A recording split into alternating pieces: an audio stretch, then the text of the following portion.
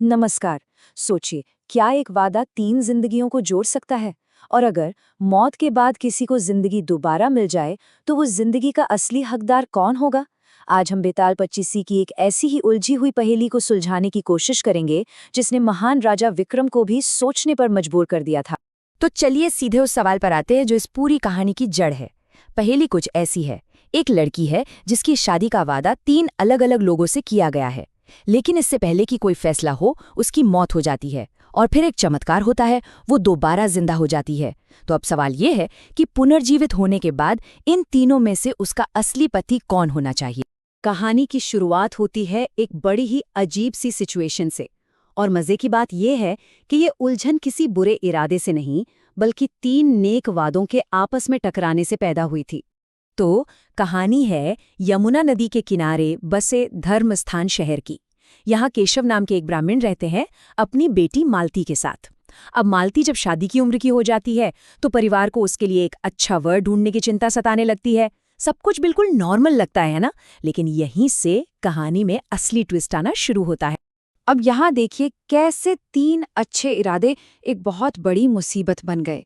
माँ ने घर आए एक लड़के को वचन दे दिया, पिता ने जो किसी शादी में गए थे वहां किसी और को वचन दे दिया, और भाई ने जो कहीं और पढ़ रहा था अपने साथ पढ़ने वाले एक लड़के को वचन दे दिया।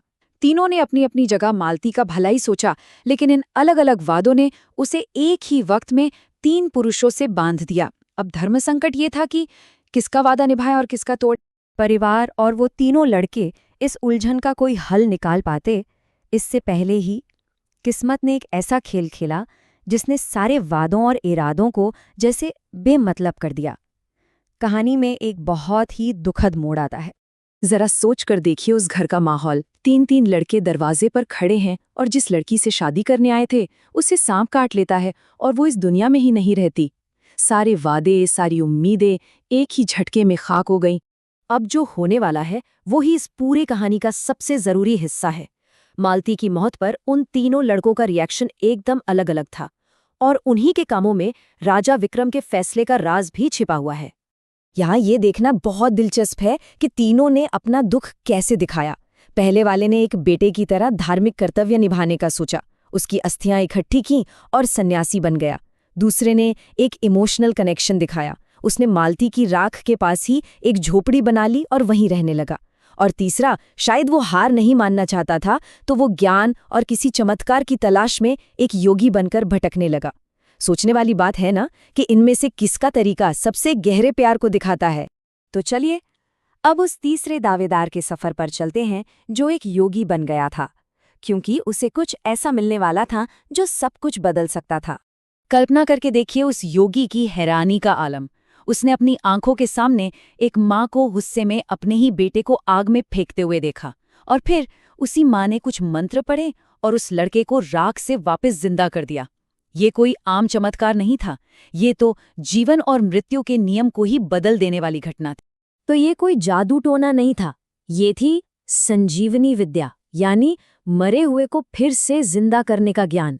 उस योगी ने साफ साफ देखा कि कैसे एक मंत्र ने राख हो चुके शरीर में दोबारा जान डाल दी, और बस उसके दिमाग में तुरंत एक उम्मीद की किरण कौंध गई। अब उसके पास एक मकसद था। उसने सोचा कि अगर ये विद्या एक बच्चे को जीवन दे सकती है तो मालती को क्यों नहीं। उसने वो किताब चुराई और बिना एक पल भी सोचे वो वापस उसी शमशान की तरफ भागा जहां मालती का अंतिम संस्कार हुआ था। और यहाँ कहानी अपने क्लाइमेक्स पर पहुंचती है। देखिए कैसे तीनों के अलग अलग रास्ते एक ही जगह आकर मिल गए। एक ने हड्डियां दी, दूसरे ने राख, और तीसरे ने वो जीवन देने वाला मंत्र पढ़ा। और चमत्कार हो गया, मालती फिर से जिंदा हो गई। लेकिन इस चमत्कार ने एक नया और पहले से भी कहीं ज्यादा बड़ा सवाल खड़ा कर दिया। अब ये पहेली इतनी पेचीदा हो गई थी कि इसे सुलझाने के लिए बुद्धिमान राजा विक्रम के सामने लाया गया। और बेताल ने राजा को चुनौती दी, राजा बताओ कि वो लड़की किसकी स्त्री होनी चाहिए। यही वो आखिरी सवाल था जिसका जवाब इस पूरी कहानी का मतलब तय करने वाला था। और राजा विक्रम का जवाब शायद कई लोगों को हैरान कर दे। उन्होंने कहा, उसका पति वो है जो उसकी राख के पास झोपड़ी बनाकर रहा। अब ये जवाब सुनकर लगता है, अरे जिसने जीवन दिया वो क्यों नहीं। तो चलिए अब राजा के इस सीधे से दिखने वाले फैसले के पीछे की गहरी सोच को समझते हैं। राजा विक्रम ने सिर्फ ये नहीं देखा कि किसने क्या किया, बल्कि ये देखा कि किसके काम का मतलब क्या था।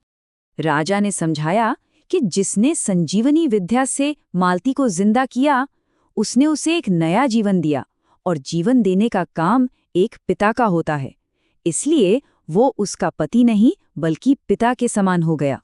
फिर वो पहला लड़का जो सन्यासी बन गया था और जिसने अंतिम संस्कार के लिए मालती की अस्थियां सहेजी थीं, उसने एक बेटे का फर्ज निभाया। हमारे रीति रिवाजों में ये कर्तव्य एक बेटे का होता है, तो वो भी एक बेटे की तरह हुआ, पति नहीं। तो अब आते हैं असली बात पर। वो दूसरा लड़का जिसने मालती की राख के पास एक झोपड़ी बनाई और वहीं रहा, उसने एक पति का धर्म निभाया। उसने दुख में उसके साथ रहने का, एक घर बसाने का और उसकी यादों के साथ जीने का काम किया। ये एक सच्चे जीवन साथी की निशानी है। उसका काम शायद बहुत बड़ा या चमत्कारी नहीं था, लेकिन उसमें एक ठहराव था, साथ निभाने का भाव था। और ये सदियों पुरानी कहानी हमें आज भी एक बहुत गहरे सवाल के साथ छोड़ जाती है कि किसी भी रिश्ते को क्या चीज़ ज्यादा मजबूत बनाती है। कोई एक बहुत बड़ा जिंदगी बदल देने वाला काम, कोई धार्मिक कर्तव्य, या फिर हर रोज चुपचाप निभाया जाने वाला साथ। इस पर सोचिएगा जरूर।